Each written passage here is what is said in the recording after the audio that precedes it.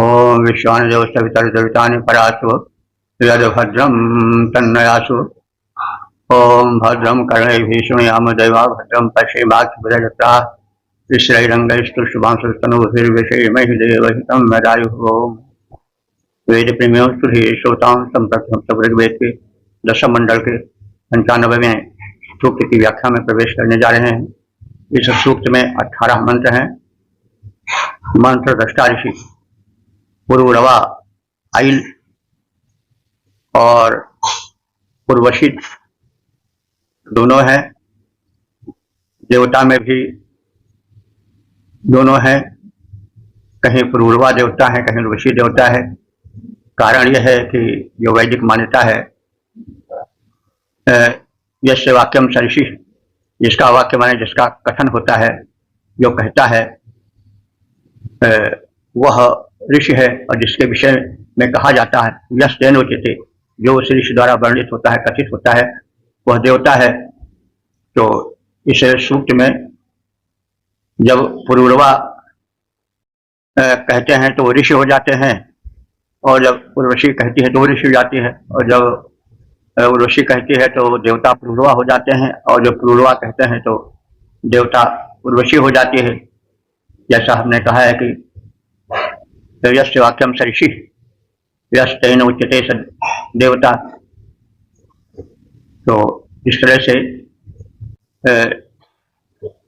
इसमें 18 मंत्र हैं, और देवता और ऋषि में पुरुरवा और उर्वशी दोनों साथ साथ चल रहे हैं। और इस सूक्त के प्रथम मंत्र का जो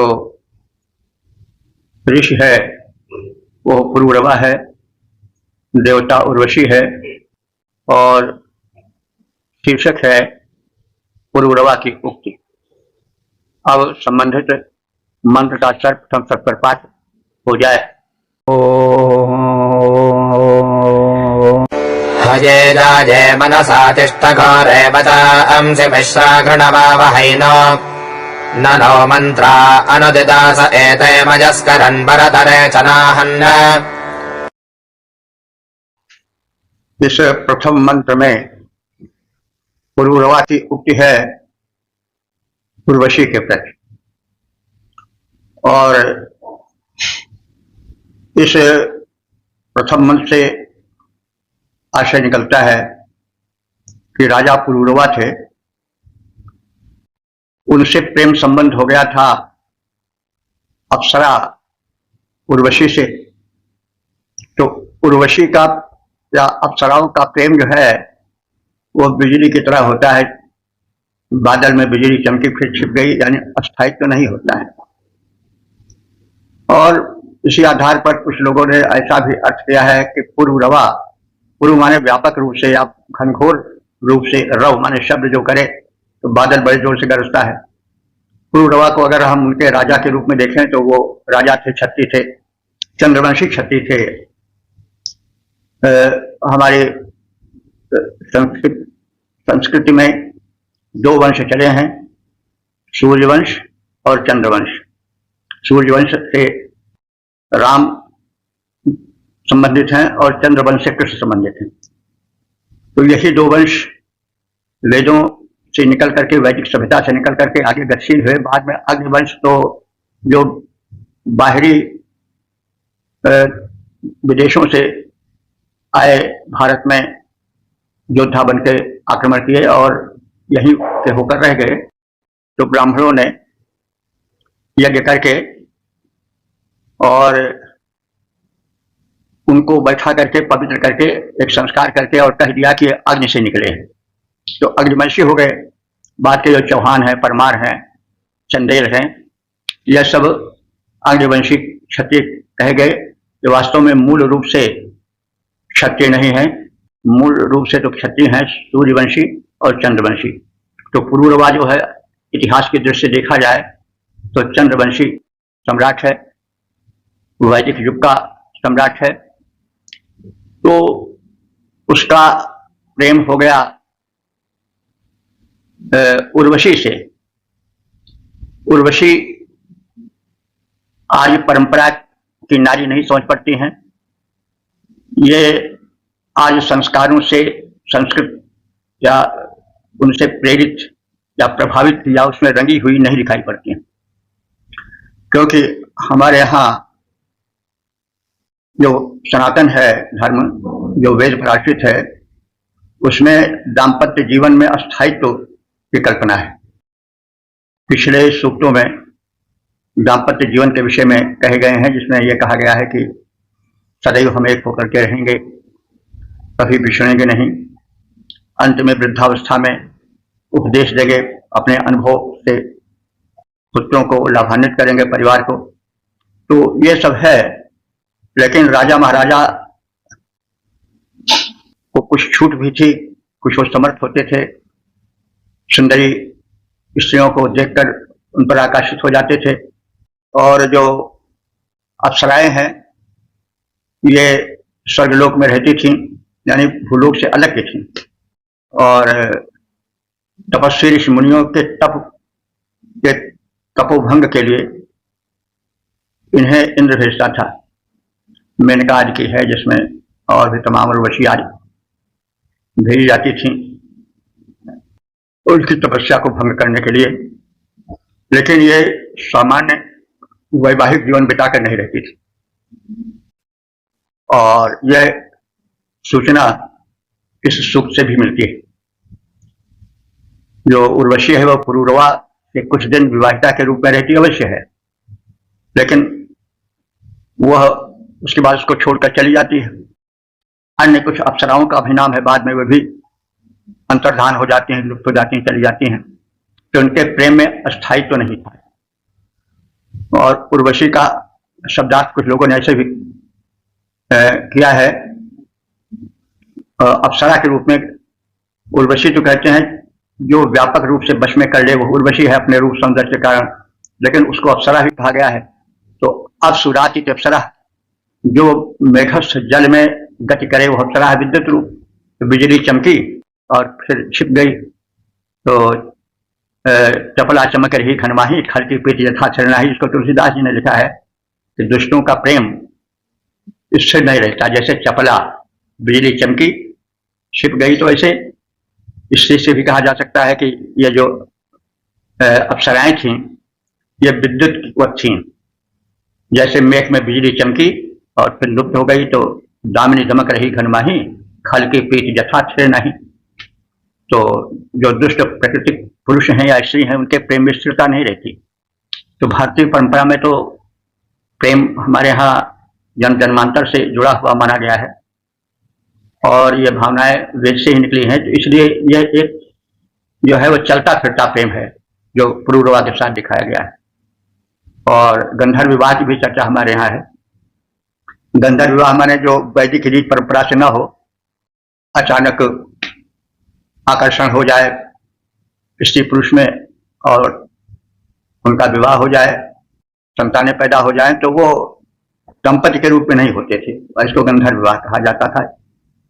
तो तमाम ऐसे उदाहरण मिलते हैं गंधर्व विवाह के, तो वो तो कहेंगे तो बहुत लंबे लगेगा, आप सब जानते होंगे। तो ये जो उर्वशी है ये अप्सरा है, और अप्सरा कहते हैं अप्सुराति, जो जल में विचरण करे। बिजली तो विद्युत की तरह इनका प्रेम चमकता है, बड़े तेजी से चकाचौंध कर देता है अपनी चमक दमक से, लेकिन बाद में फिर छिप जाता है, अस्थायी तो नहीं रहता है। तो राजा पुरूरवा प्रतापी राजा थे, वैदिक राजा थे। तो इनका पुराणों में और ब्राह्मण ग्रंथों में भी जगह जगह पर चित्रण है। ये प्रतापी थे, महत्वपूर्ण राजा थे। तो इनसे और अप्सरा उर्वशी से प्रेम संबंध हो गया, कुछ दिन पति पत्नी के रूप में भी रहे। लेकिन जैसा कहा गया है कि इन अप्सराओं का प्रेम स्थिर नहीं होता था, विद्युतवत होता था। तो वैसे पुरूरवा और उर्वशी का कुछ दिनों का संबंध रहा, लेकिन बाद में विच्छेद हो गया। तो जो उर्वशी है वो तो नहीं भी बड़े दिखाई देती, पुरूरवा के प्रेम में, लेकिन पुरूरवा उसके प्रेम में बिहबल दिखाई देते हैं और चाहते हैं कि उर्वशी उनकी होकर रहे, लेकिन यह संभव नहीं हो पाता, न हो पाया। अंत में पुरूरवा को छोड़कर उर्वशी चली ही गई। तो रूठी हुई उर्वशी को अपनी पत्नी मान करके पुरूरवा कह रहा है कि है घोड़े जाए,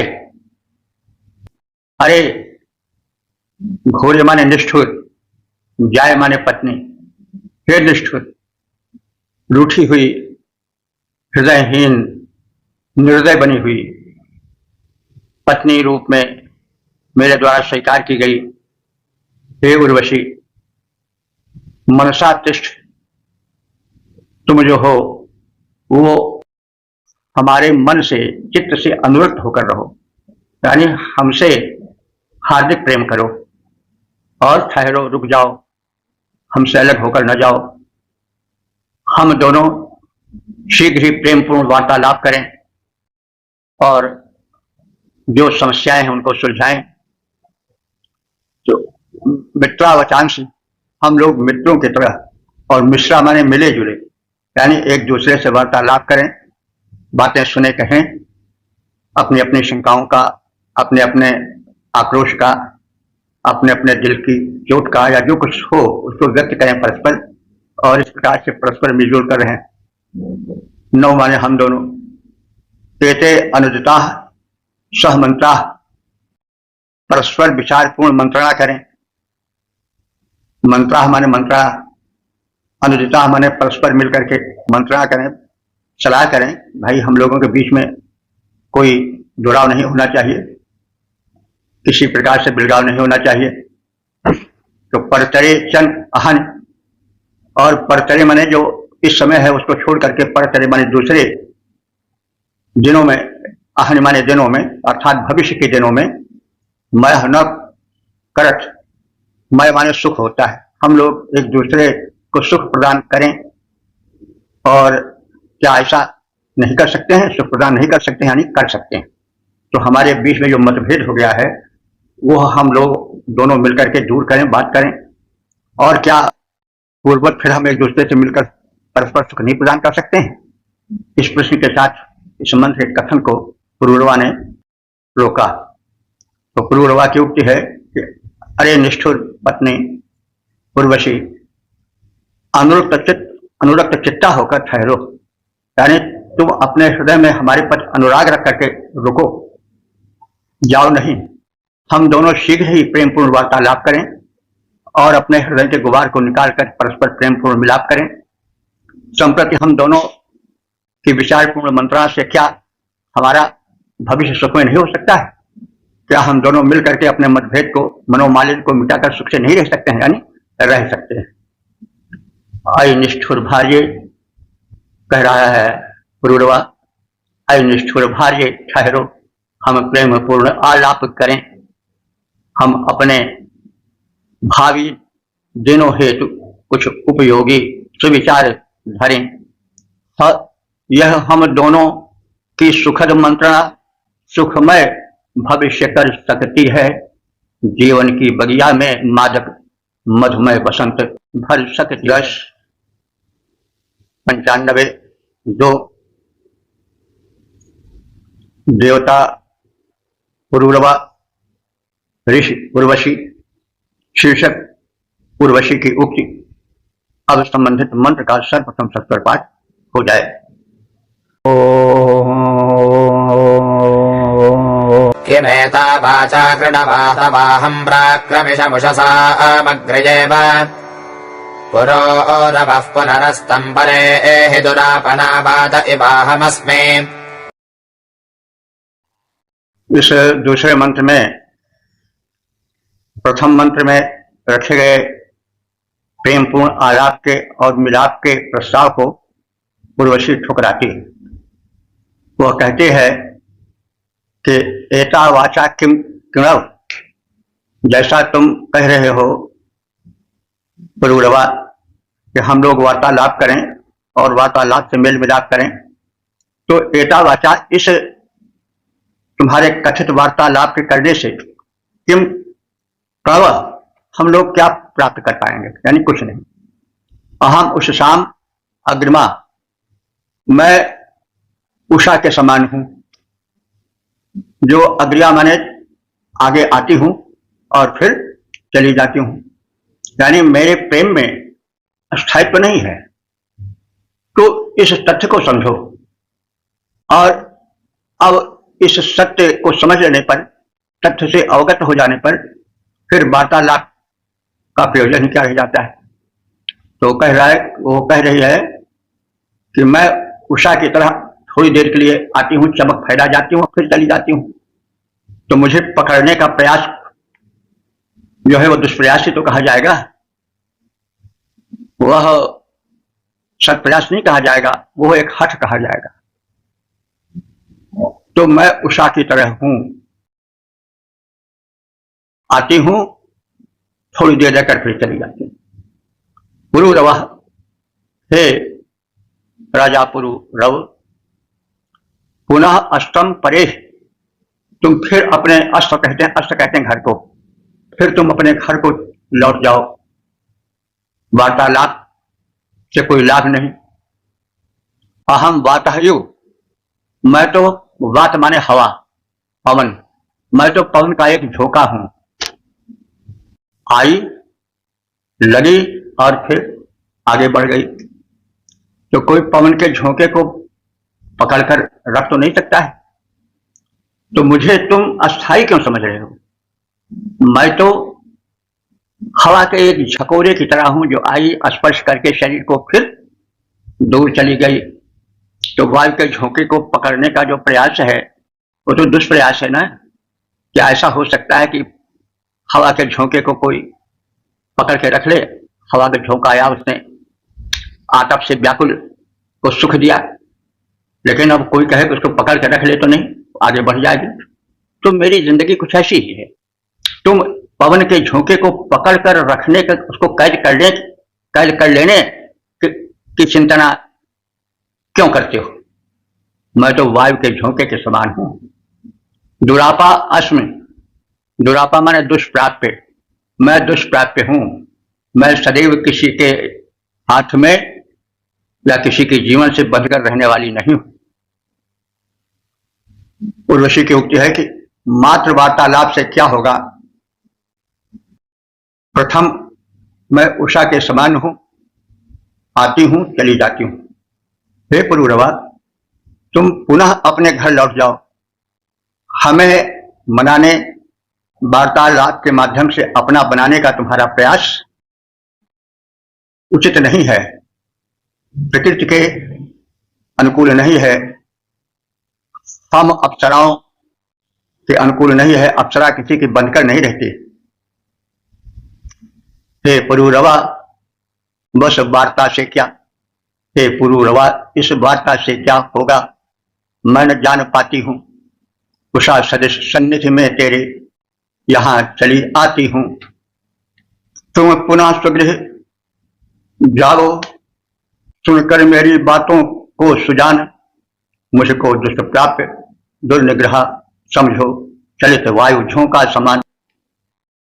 10:95-3 देवता उर्वशी, शीर्षक पुरुरवा का विरह निवेदन। अब संबंधित मंत्र का सर्वप्रथम सत्वर पाठ हो जाए। ईशर्णश्रय इषधेरसना घोषाश्यतसानरम्हेः अवेदे क्रतो विदविद्युदन्नो रानभाजञ्जिदयन्तधुनयः। इस तीसरे मंत्र में पुरुरवा का उर्वशी से विरह निवेदन है। पुरुरवा उर्वशी के प्रेम बाण से विद्ध है और वह एक सम्राट है और प्रतापी सम्राट है, वीर सम्राट है। लेकिन यही है कि भाई स्त्री के आगे झुकना पड़ता है बड़े बड़े को। किसी ने कहा है कि होना है सरल विश्व विजयी होना, लेकिन काम विजयी होना बड़ा कठिन है। नारद ऐसे मुनि भी काम के विवश में होकर के किस प्रकार से नाचे थे, विवश हो गए थे। आप सब मानस के प्रसंग जानते हैं, कहने की आवश्यकता नहीं है। तो यह प्रतापी महावीर पुरुरवा यद्यपि संप्रति उर्वशी का प्रेम शिथिल हो गया है, तथापि वह काम बाणों से विद्ध एक व्यथित, एक दीन बढ़कर निवेदन कर रहा है। तो इसी दीनता को लक्ष्य करके तो तुलसीदास जी ने कहा है कि कामी नारी प्यार जिम लोभी प्रिय जिमिदाम तिम रघुनाथ निरंतर प्रिय लागो मोहिराम।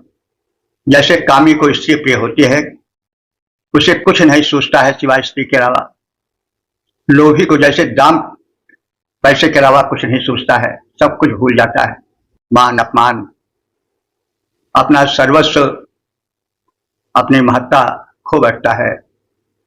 वैसे ही हे भगवान तुम हमको प्रिय लगो। तो इसमें बड़ी प्रबलता होती है। काम के बाण से विद्ध पुरुष बिल्कुल असहाय बन जाता है। वह बड़े बड़े युद्धों में बड़े बड़े योद्धाओं से नहीं झुकता है, लेकिन नारी के आगे विवश हो जाता है। वही दशा है पुरुरवा की। वह अपने विरह निवेदन के साथ कह रहा है कि मेरा सारा पराक्रम लुप्त हो गया है, तुम्हारे विरह बाण से विद्ध मैं इस प्रकार से लाचार हो गया हूं कि इशु ध्येय, इशु कहते हैं तीर को, ध्येय हमारे धारण धरा जाना। तो ईशवा बाणाह धृते यत्र तत्र इशुधा, यानी जिसमें बाण धरे जाएं वो इशुध है, यानी तर्कस। तो राजा पुरुरवा कह रहा है कि मेरे तर्कस से इशु माने बाण, श्री माने विजय, श्री प्राप्त करने में आशा असना ना अब निकल नहीं पा रहे हैं। यानी मेरे तर्कस के बाण बड़े बड़े शत्रुओं के छक्के छुड़ा देने वाला है, लेकिन मैं इस विरह से संतप्त इतना लाचार बन गया हूं कि मेरे तर्कस से मेरे चुटीले बाण निकल ही नहीं पा रहे हैं। मैं इस तरह से दीनहीन हो गया हूं। यह गोशाह सतशाह न रंगी, रंगी माने बलवान, मैं बलशाली सम्राट होकर भी गोशाह माने गायों को और पशुओं को सैकड़ों रूप में, शतशाह सैकड़ों रूप में प्राप्त करने में समर्थ नहीं हो पा रहा हूं। यानी मैं युद्ध में अब धनैश्वर्य, गोधन आदि को, ऐश्वर्य आदि को प्राप्त करने में असमर्थ हो रहा हूं।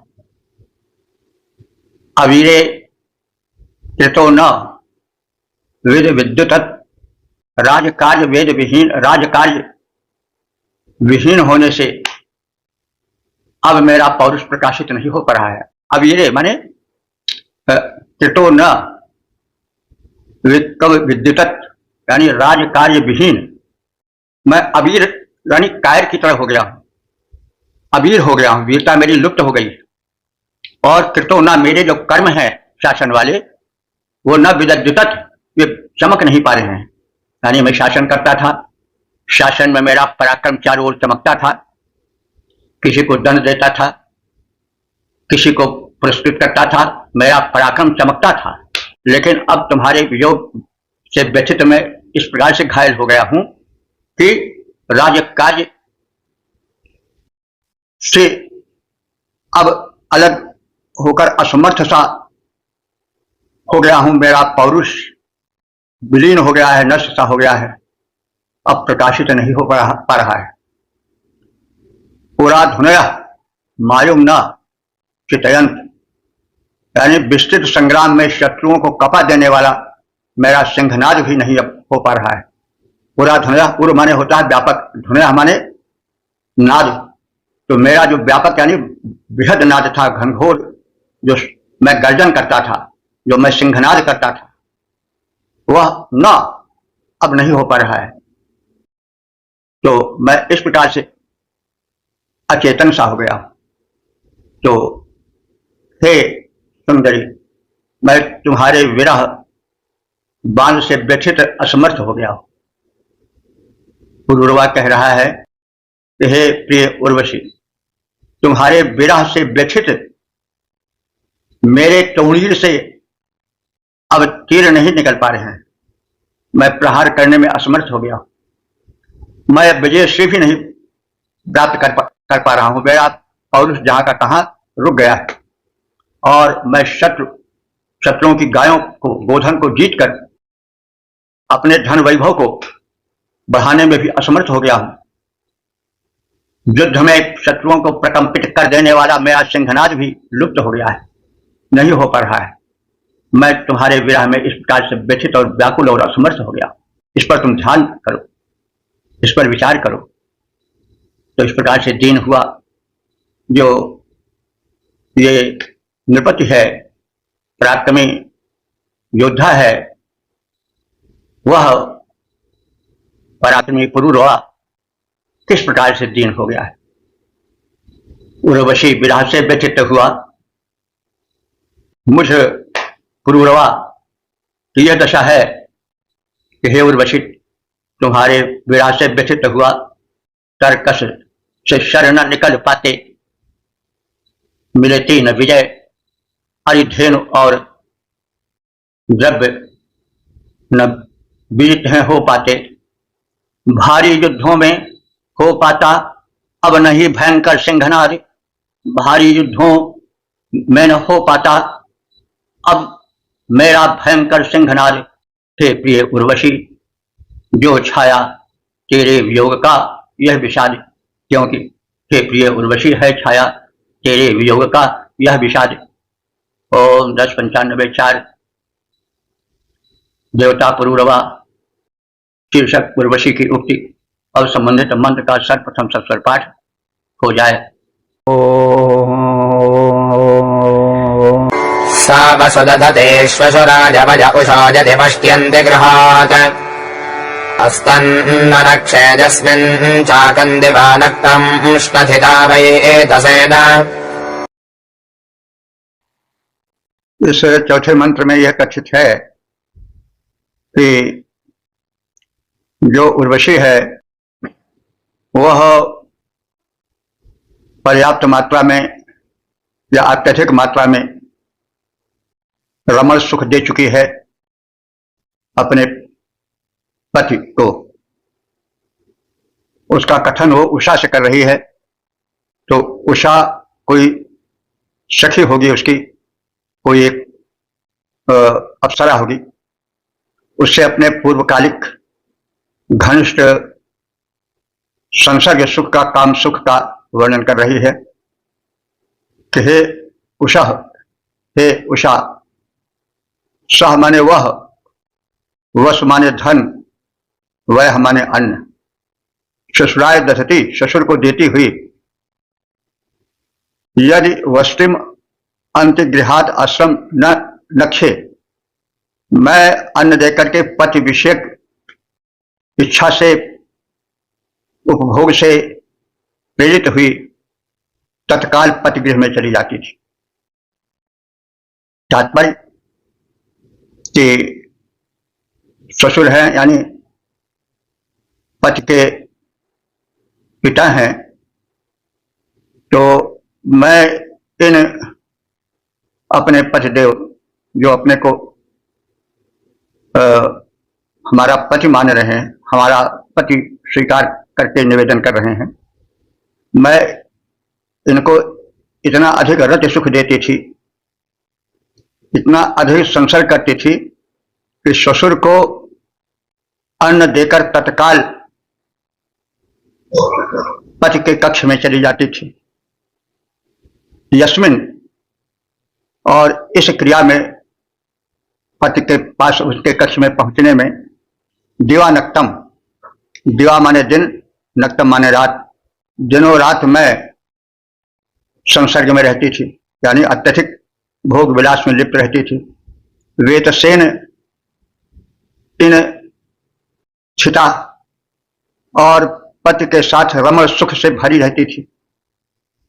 तो उर्वशी कह रही है कि हे सखी उषे, यह उर्वशी इतनी अनुरक्त थी पति में कि ससुर को भी भोजन सामग्री देने की इच्छा से प्रेरित हुई यदि जाती थी तो तत्काल भोजन दे करके फिर पति के कक्ष में चली जाती थी और दिनों रात पति के पास रमण सुख भोगती थी। यह बात सत्य है। तो हे उसे उर्वशी, यदि भोजन निज ससुर को देना चाहा, सन्निहित भवन से पति के शयन गृह को उसने फिर अवगाहा। पति के शयन कक्ष में रहकर वहां शयन करती थी, दिनों रात स्वामी गृह में रह साथ रमण करती थी। ओम 10:95 देवता पुरूरवा शीर्षक उर्वशी की उक्ति। अब संबंधित मंत्र का सर्वप्रथम सस्वर पाठ हो जाए। त्रिस्ममान्हष्टधजो वैतसेनो तस्ममे व्यत्यै वृणासे पुरो रवोनुते केतमाजं राजा मे वीरतन्वा अस्तदासीः। इस 5वें मंत्र में उर्वशी की उक्ति है और वह पुरूरवा के साथ रहकर जिस कामजन्य सुख को, जिस कामना पूर्ति भोग विलास का व्यापक रूप में प्राप्त किया, उसका कथन है कि हे पुरूरवा, इसमें संदेह नहीं कि तुमने मुझ पर आसक्त होकर मेरे शरीर जन्य काम सुख को भोगा और मुझे भी काम सुख से संतृप्त किया, सुतृप्त किया। और उस समय तुम केवल मुझसे प्रेम करते थे, यह भी सत्य है। कि पुरूरवा, हे पुरूरवा, उर्वशी का कथन है, मां माने मुझको, अन्ना माने दिन में, वैसेन माने पुरुष दंड से, त्रिशनुथया अस्म, तुम ताड़ित करते थे, उपभोग करते थे। तो पुरुष दंड से यहां मतलब मारने वाला डंडा तो लिया नहीं जा सकता, क्योंकि यहाँ प्रेम प्रसंग है और कहीं कोई कथा का नाम नहीं है कि केवल प्रेमालाप और प्रेम प्रसंग का चित्रण है। तो इस पुरुष दंड से मतलब हुआ कि पुरुष का दंड मतलब वही काम से संबंधित किया जाएगा, यानी लिंग को कह सकते हैं। तो तुमने अपने प्रबल पुरुष दंड से हमें ताड़ित किया, तो यानी पर्याप्त उपभोग सुख दिया या पर्याप्त मात्रा में काम क्रीड़ा की। और उस समय अव्यक्ते में प्रयास कोई मेरी सौत नहीं थी और जो कि बाधा डालती। तुम मुझे प्रयास माने पूर्ण रूप से प्रेम देकर संतुष्ट करते थे, यह भी सत्य है। केतम माने घर, तुम्हारे घर में अनुआयम मैं आई थी। मैं तन्वा, तब तुम, मैं तन्वा माने मेरे शरीर के राजा, आशीष माने स्वामी थे।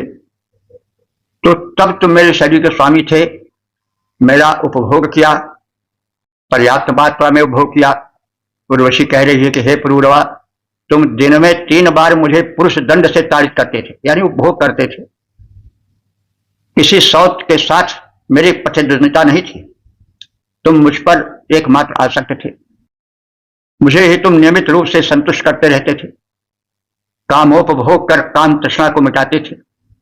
तुम्हारे गृह में मैं आई, उस समय तुम मेरे पराक्रमी स्वामी बने, पति बने, और उस समय मेरे सारे सुखों के विधायक हुए, इसे मैं स्वीकार करती हूँ।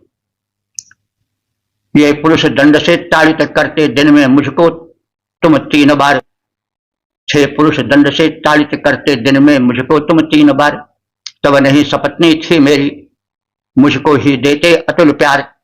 हे पुरूरवा, जब तेरे घर में मैं आई थी प्रथम बार, तुम बने वीर स्वामी मेरे, साकार हुए थे सुखाधार। ओम 1095 देवता उर्वशी शीर्षक पुरूरवा की उक्ति। अब संबंधित मंत्र का षटप्रथम स्वर पाठ हो जाए। व्यासजोर्निश्रेणिः सुम्न आपिरहृदय चक्षुर्न ग्रन्थिने चरण्यः ता अञ्जयो दृढयो न सस्रश्रिये गावो न धेनवो न बन्ता। इस छठे मंत्र में यह कथित है कि पुरूरवा उर्वशी पर इतना आसक्त था कि अन्य अप्सराएं आईं लेकिन उसका प्रेम न पा सकी और फिर लौट गईं। तो वो अपने आसक्ति के सघन प्रेम का प्रकटीकरण कर यह कहना चाहता है कि मैं तुम पर कितना कुर्बान था। या माने जो सुजीर्ण श्रेणी, सुजूर्णी और श्रेणी नाम वाली ये नाम है उन अप्सराओं का जो आती थी राजा पुरूरवा के पास। सुश्रुणी नाम वाली, श्रेणी नाम वाली, सुमन आपी, सुमन और आप नाम वाली, ये सब अप्सराएं जो कि हृदय में चुभने वाली थी, यानी अपने रूपाकर्षण में पर्याप्त सबल थी। ग्रंथिनी चरणी न ससुर, वे अरुण वर्णा अप्सराएं वेशभूषा करके नहीं आती थीं, यानी वे हमारे पास सहज रूप से आती थीं। ताह श्रिय धेनवा गावा न अनवंत, ताह मैंने उन्हें धेनवा गावा यानी नव प्रसूता गायें जैसे शब्द करती हैं, वैसे वे सब शब्द नहीं करती थीं, अर्थात चुपचाप आती थीं और वे किसी ध्वनि के साथ नहीं आती थी। पुरूरवा का कथन है कि सुजूर्ण, श्रेणी, सुम्न, आप, हृदय, चक्षु, ग्रंथिनी, चरणयु आदि अरुण आभा वाली रक्त बदना अप्सराएं तुम्हारे आने के बाद मेरे पास सज धज कर नहीं आती थी और गोष्ठ में जाते समय जैसे गायें बोलती हैं वैसे ध्वनि के साथ वे मेरे गृह में नहीं आती थी। यानी मैं तुमसे एकमात्र प्रेम करता हूं, यह समझकर भिन्न भिन्न नाम रूप वाली अप्सराएं आती थीं, लेकिन मेरे पक्ष में वे आने का साहस इसलिए नहीं कर पाती थी कि मैं तुम्हारे प्रेम में बहुत अधिक रंगा हुआ था, अनुरक्त था। हृदय, चक्षु, सुजूर्ण, श्रेणी नामक जितनी अरुणाभ अप्सराएं जब तुम आई उसके ही बाद वे आ न सकें सब बालाएं। जब गौशाला में जाती हैं तब रव करती गायें जैसे मेरे गृह में आ सकी न सब ध्वनि करने वाली वे वैसे। ओम 1095 देवता पुरूरवा शीर्षक उर्वशी की उक्ति।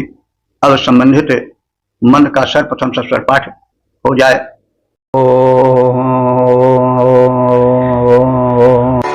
समस्मिञ्जायमान आसदग्ना उदेव वर्धन्नद्या अस्वगोर्ताः महे जत्वा अपरोरवोरणाया वर्धयन्दस्य हत्याय देवाः।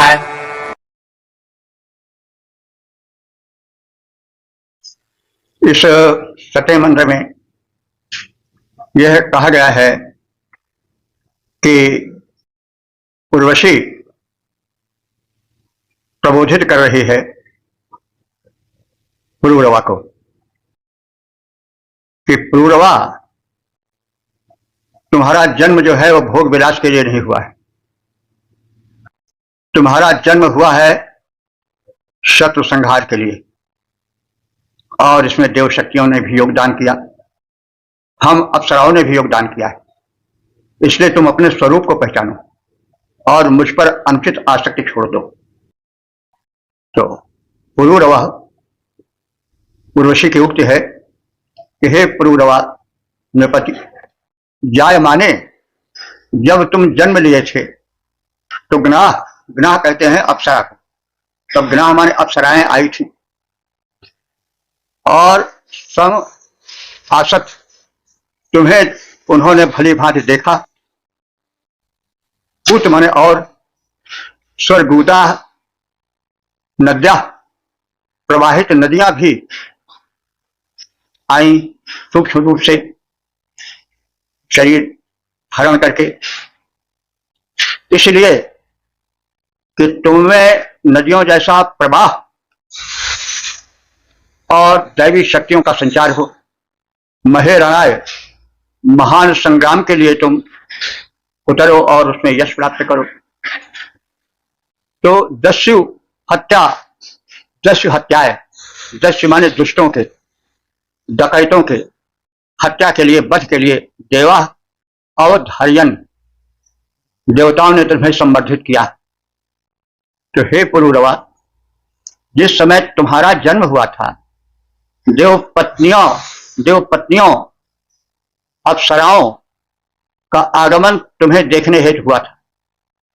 अपनी शक्ति से प्रवाहमान नदियों ने भी सूक्ष्म रूप से वेश धारण करके भिन्न भिन्न रूपों में तुम्हारे सामने उपस्थित हुई थी और तुम्हें संवर्धित किया था। तुम्हें और तुम्हारे बल पौरुष पराक्रम के विकास के लिए संवर्धना की थी, यानी विकास से हेतु शुभाशीष दिया था, यथोचित प्रयत्न किया था, इसलिए कि तुम महासंग्राम में शत्रु दल का दलन कर सको। इस प्रयोजन से तुम्हें सबने मिल करके दिव्य शक्ति संपन्न किया था। तो यहां पर कुछ है जो उर्वशी की उक्ति है, वह काम भावना से अचेतन हुए, कर्तव्य पथ से बिल्कुल विचलित हो गए, वीरत्व का विसर्जन कर किए हुए उस पुरूरवा को चैतन्य कर रही, जागृत कर रही है कि तुम केवल भोग विलास के लिए कीड़ों की तरह उसी में पड़े रहने के लिए जन्म नहीं लिए हो। हम सब अप्सरा अवश्य हैं, हमारा सबका प्रेम बंधकर नहीं रहता है, यह बात सत्य है, लेकिन समाज की चिंता हमें भी है। हे पुरूरवा, वही बात है, जब तुम जन्म लिए थे तो हम अप्सराएं भी आई थी और अपने अपने ढंग से तुम्हें आशीष दिया था, तुम्हारे संवर्धन का, विकास का, बल पौरुष के बढ़ने का उपक्रम किया था। प्रवाहमान नदियां भी आई थी तुम्हारे संवर्धना के लिए, वो भी शुभाशीष और जो कुछ संभव था वे किए थी, इसलिए कि तुम महान संग्रामों में विजयी बनो और शत्रु दल का दलन करो। और देवों ने तुम्हें दिव्य शक्ति संपन्न इसलिए किया था, न कि मुझे ऐसी अप्सराओं के प्रेम में पड़कर विलखने के लिए किया था। तुम अपने उस प्राचीन पौरुष को, अपने उस जन्म के उद्देश्य को समझो। देव शक्तियों ने किस लिए तुम्हें विकसित किया, पराक्रमी किया, उनमें हम सबका भी सहयोग है। हम सब केवल भोग विलास में ही नहीं रहती है, वरन पुरुषों में पौरुष संचार भी हम सब करते हैं। तो तुम अपनी शक्ति को पहचानो। हे पुरूरवा, जब जन्मे तुम आई देखने अप्सराएं, देवों ने तुम्हें बढ़ाया ताकि रिपु दमन शक्ति तुम में बढ़ती जाए। 10:95-8 देवता उर्वशी शीर्षक पुरूरवा की उक्ति। अब संबंधित मंत्र का सर्वप्रथम सत्वर पाठ हो जाए।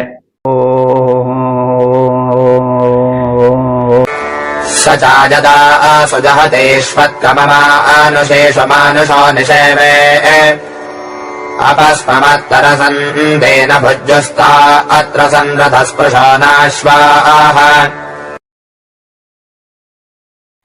इस 8वें मंत्र में पुरूरवा का कथन है कि जब वो सम्राट रूप में अप्सराओं के निकट जाता था तब उसके प्रबल पराक्रम और रोबीले चेहरे और रूप को देख करके अप्सराएं भाग जाती थी।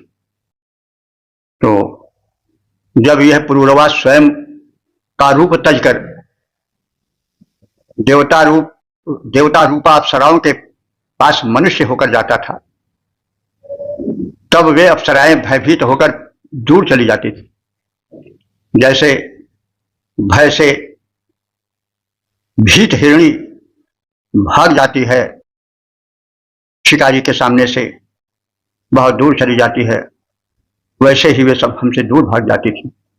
अथवा रथ में जोते हुए अश्व जैसे तीव्र गति से भागते हैं वैसे वे भी तीव्र गति से भाग जाती थी। और मेरा यह जो प्रारूप था नृपति वाला, वो जैसा तुम कह रही हो वैसा ही था।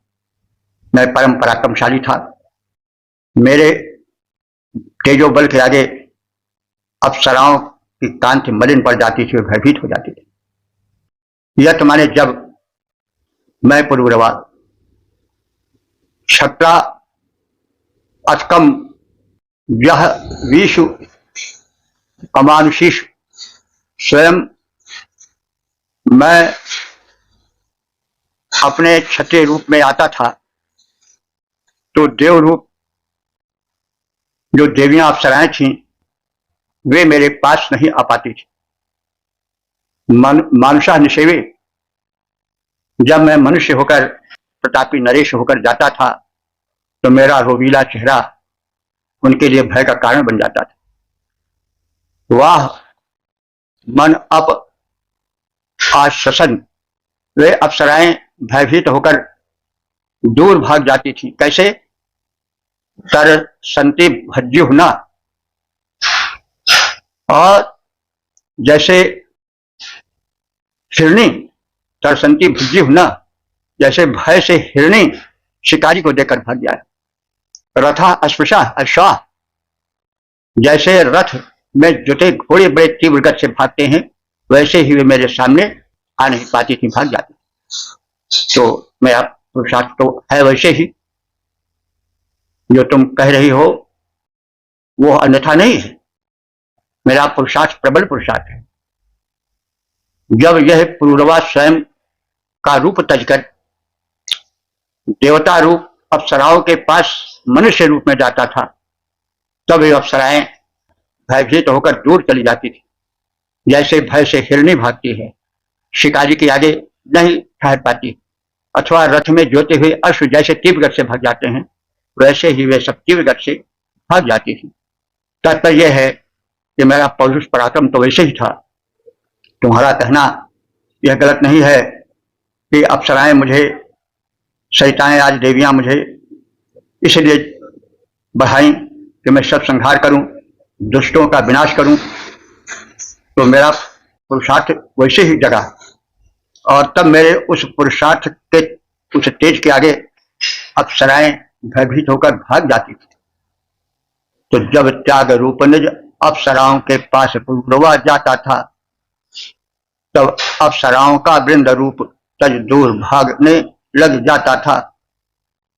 रथ के घोड़े अथवा डरकर हिरणी भग जाती है, जैसे वे मुझ पुरूरवा को लगकर चटपट भग जाती थी वैसे। ओम 1095 देवता और वशी शीर्षक अप्सराओं का अंतर्धान होना। अब संबंधित मंत्र का सर्वप्रथम सत्तर पाठ हो जाए।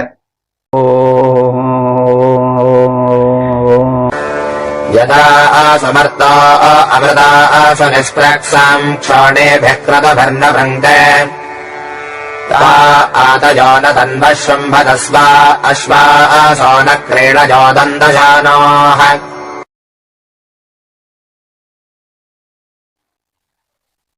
इस नवे मंत्र में यह कथित है कि जो पुरूरवा है वे अप्सराओं की ओर आकर्षित होते हैं और उनका वो वीर रूप उस कोमल रूप के आगे एक बार फिर विचलित हो जाता है। लेकिन अप्सराओं का उद्देश्य ये था, यह जो वीर पुरूरवा है यह वासना के बंधन में पड़कर जीर्ण शीर्ण न हो जाए, अपने वीर कर्म को क्षत्रिय कर्म को भूल न जाए, इसलिए वे लुप्त हो गए। फिर यह तुम्हारे जब आशु अमृताशु, आशु माने शीघ्र, अमृताशु माने अमराएं, अमृत, तो अमृताशु स्त्रीलिंग है तो देवांगना होगा इसका। अमृत देव को कहते हैं जो मरे नहीं, और अमृताशु माने वो स्त्रीलिंग है यानी देवांगनाएं, अप्सराएं। जब देवांगनाओं अप्सराओं ने जान लिया कि यह वीर पुरूरवा फिर डगमगा रहा है, तो वे जो है वो समझ गई कि यह अपने पथ से फिर च्युत हो रहा है और स्नेहपूर्ण बातें करने को लालायित हो रहा है। मरता यह मनुष्य रूप पुरूरवा फिर अपने क्षत्रियत्व को छोड़ करके शोणी भी, वो दीर्घ शोणी कहते हैं नाभि वाली सुंदरी अप्सराओं की ओर आकर्षित हो रहा है। कृत भी माने अपने कर्मों से कुछ विचलित हो रहा है। संपृक्ते माने संपर्क करने वाला हो रहा है। ताह तब उन अप्सराओं ने स्वाह तन्वाह न, तब वे अपने शरीर से न शुंभत नहीं दिखाई पड़ने लगी, यानी वे अंतर्धान होने लगी। अश्वासा कैसे भग गई, वहां से अंतर्धान हो गई। जैसे अश्वासा माने घोड़े, न माने समान, पीड़या दंत दशना, जैसे दांतों से लगाम चबाने वाले, वेग से भागने वाले घोड़े देखते ही देखते नेत्रों से उझल हो जाते हैं, वैसे ही वे अप्सराएं इन सम्राट पुरूरवा के नेत्रों से ओझल हो गई। तो जब अमरा देवियां अप्सराएं जो देवांगनाएं मानी गई हैं, उन्होंने समझा कि यह मनुष्य पुरूरवा अपने संकल्पित वीर क्षत्रिय रूप से फिर डगमगा रहा है, क्योंकि भाई नारी नयन सर जाहि न लागा, घोर क्रोध निश तम जो जागा, लोभ पास जो गर न बंधाया, सो नर तुम समान रघुराया। तो वह मनुष्य मनुष्य नहीं हो जाता है, भगवान बन जाता है। नारी नयन सर जाहि न लागा, घोर क्रोध निश तम जो जागा, लोभ पास जो गर न बंधाया, सो नर तुम समान रघुराया। तो जब अमरा अमर देवांगनाएं अप्सराएं ये अनुभव करने लगे कि यह मनुष्य पुरूरवा हम सबसे स्नेहपूर्ण बातें करने के लिए लालायित होकर फिर विचलित हो रहा है, तब उन्होंने अपने को संभाला, क्योंकि यह इन अप्सराओं का भी एक चरित्र होता था। ये जब देवराज इंद्र उन्हें प्रेरित करते थे कि किसी व्यक्ति विशिष्ट की तपस्या भंग करना है, तब वे जाती थी, ऐसे नहीं इधर उधर घूमती फिरती थी। जब अमरा देवांगना अप्सराओं ने समझा यह मनुष्य क्षत्रिय पुरूरवा अपने पथ से कुछ विचलित हो रहा है, स्नेहपूर्ण बातें करने के लिए उद्यत हो रहा है, सत्य दिखाई पड़ रहा है और संपर्क करने की इच्छा कर रहा है, तब वे अप्सराएं अंतर्धान हो गई और देखते ही देखते ओझल हो गई। कैसे? जैसे दांतों से लगाम चबाने वाला तीव्रगामी अश्व देखते ही देखते नेत्रों से ओझल हो जाता है। अप्सराओं के पास पुरूरवा जब था लगा वहां जाने, अप्सराओं के पास पुरूरवा जब था लगा वहां जाने, उनसे प्रेम पूर्ण बातें करने, संबंध बनाने, तब वे त्वरित हो गई हमसे ओझल अंतर्धान, भगी बेग से लगाम चबाने वाले अश्व समान। तो यह है लुका छिपी प्रेम की चल रही है। यहाँ पर अप्सराओं का एक और तो वो प्रारूप दिखाया गया है जो कि भोग विलास में लिप्त रहता था। दूसरी ओर यह भी झांकी दिखाई जाती है कि ये सचेतन थी, जागरूक भी थी कि जो पुरुष रक्षा भार संभालने वाला क्षत्रिय है वह विलास में डूब रहा है, पथच्युत हो रहा है, तब वे संभालते थे अपने को और उस लुब्ध हुए लुब्धक क्षत्रिय के भी लिए वे उस समय एक जागरूकता का पाठ पढ़ाने वाली हो जाती थी। यानी वे भोग विलास के साधन होते हुए भी लोक में सुख शांति रहे, जो प्रबल क्षत्रिय गुण से युक्त हैं वे विचलित होकर भोग विलास में न ही डूबे रह जाएं, ये चेतनाएं उनमें थीं। तो इसीलिए तो वे देवांगना कही गई। वेश्या में और इन अप्सराओं में यही अंतर है। वेश्याएं तो केवल धन से और भोग विलास से ही संबंध रखती हैं, सामाजिक चेतनाओं में नहीं होती, लेकिन है तो ये भी किसी एक पुरुष से बचकर रहने वाली नहीं, लेकिन ये देवांगना है क्योंकि इनमें दिव्यता भी है। ये जब समर्थ पुरुष को पथच्युत होता देखती हैं तो उसे संभालती भी हैं। जैसे हम देखे आ रहे हैं, पुरूरवा अत्यधिक आसक्त हो गया था, उर्वशी ने उसको छोड़ दिया, संभला, फिर वो डगमगाने लगा, तो फिर जो अन्य अप्सराएं थी वे उसकी डगमगाहट को देख करके स्वयं को फिर अपने यानी उस से दूर अपने को हटा लिया, पुरूरवा से ओझल हो गई। तो इस प्रकार से इन अप्सराओं का भी एक चरित्र है और वो सामान्य वेश्याओं से आगे है, इसीलिए तो इनको देवांगना कहा गया है। और इस प्रकार से हम इस संवाद वाले सूत्र के मर्म को समझते चलें। इसमें कामुकता पर लगाम लगाने की भी एक चेष्टा है। नारी की दुर्बलता के साथ साथ उसमें जो एक जागरूकता छिपी रहती है वो भी झांकती हुई सी प्रतीत होती है।